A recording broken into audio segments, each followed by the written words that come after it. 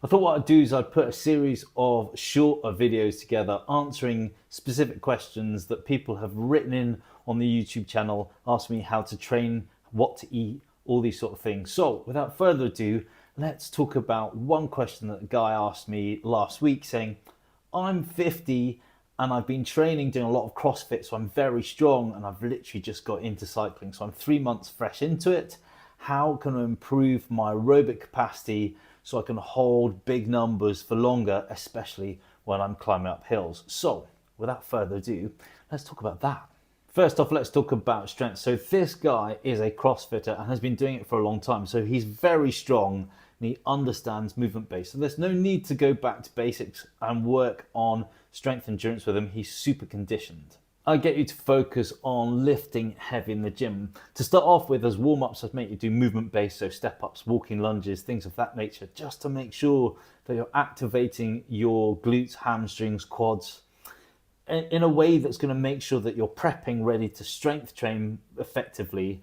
And then what I would get you to do is work on main lifts, so squats, deadlifts, push, pull. Now we know that you are familiar with this, so it makes sense to keep you working on that front. Ultimately, what you want to do is bring down the repetitions, have a few more sets. So you want about 5 to 6 sets in those lifts, with the focus, once you've done a really good warm-up, to lift heavy. And with also focus in the last 2 to 3 sets, in the last 2 to 3 repetitions, lift as heavy as you can. And that way, what you're going to do is you're not going to add lots of muscle bulk, but you'll keep your strength. I think the biggest thing to talk about is how to improve your aerobic capacity engine.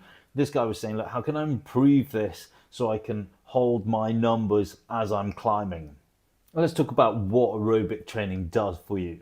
It increases your plasma volume, increases the aerobic enzyme activity, it increases the mitochondrial density within the aerobic muscles, it increases capillarization, it increases your stroke volume. Thing is, with aerobic training, it requires you to spend a lot of time sat at a specific heart rate zone or power zone and never really get out of it. And let's face it, a lot of us just don't have time to do that week in, week out, day in, day out.